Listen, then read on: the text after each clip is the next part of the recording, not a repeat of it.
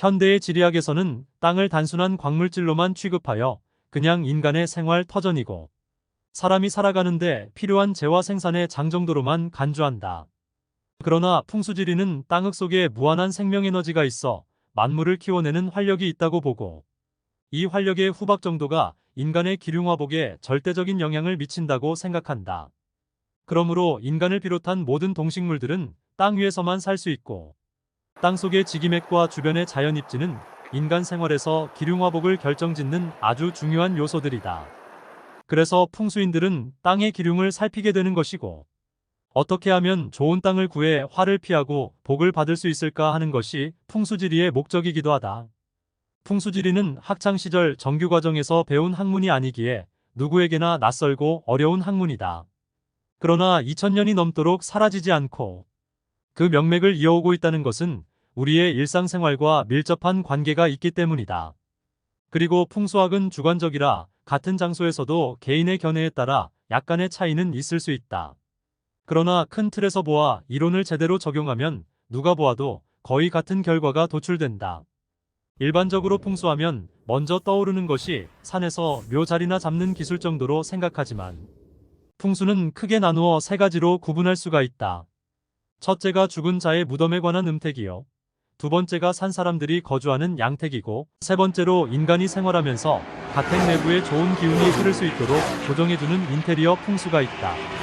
이렇게 다양한 풍수는 우리나라 역사 속에서 전해져 내려온 조상의 지혜가 담긴 학문으로 인간 생활에 꼭 필요한 분야이고 전통 문화의 명맥을 위해서라도 계속적인 연구가 진행되어져야 한다. 우리 민족에게는 우리 고유의 지리 사상이 있는데 그것이 바로 자생풍수다. 그 자생풍수를 신라 마렵 도선국사가 정리하고 거기에 중국으로부터 유입된 이론 풍수를 우리 실정에 맞게 조합하여 현재까지 사용되어지고 있다. 도선국사는 통일 신라 말의 고승으로 중국 풍수와 우리 자생풍수에 통달했던 큰 스님이다. 이후 고려시대도 풍수는 주로 승려들이 담당하였으며 이들 대부분이 도선의 후계를 자처하며 도선의 비기에 따라 자신의 주장을 내세웠다. 이어 고려시대에는 풍수의 전성기로 고려조 제20 대왕인 신종 제위 1197년에서 1204년 원년 때 국가에 산천비보도감을 설치해 나라의 주요 사찰들을 관리하고 산천을 비보하여 국운을 연장하고자 하였다. 특히 태조 왕건 제위 918년에서 943년은 불교 신앙과 지리도 참설지리를 전적으로 믿고 위존했다. 그가 후대 왕들에게 유훈으로 남긴 훈요십조는 풍수적 사고관념이 잘 나타나 있다. 훈요십조의 제2훈에서 절터는 일찍이 내가 정한 곳 이외에 사원을 세우면 지덕을 손상케 하여 국운에 길하지 못하니 함부로 다른 곳에 사찰을 창건하지 말라.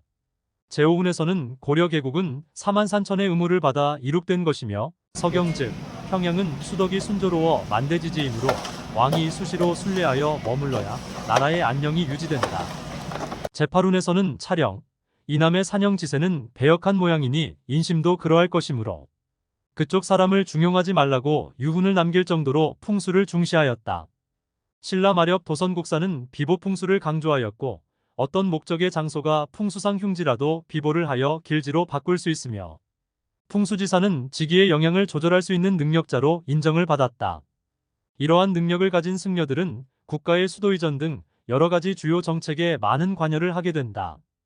묘청 1135년 사망의 서경천도설, 공민왕, 제위 1351년에서 1374년 때 승보우, 1301년에서 1383년에 한양천도설, 신돈, 1323년에서 1373년의 충주천도설 등은 모두가 풍수의 기준을 두고 주장한 것이며 무학대사, 1327년에서 1405년은 풍수지리를 이용하여 조선의 개국을 도왔다. 이렇게 하여 우리나라 풍수의 맥은 도선국사에서 지공선사, 1300년에서 1363년 나홍선사, 1320년에서 1376년 그리고 그의 제자 무학대사로 이어진다.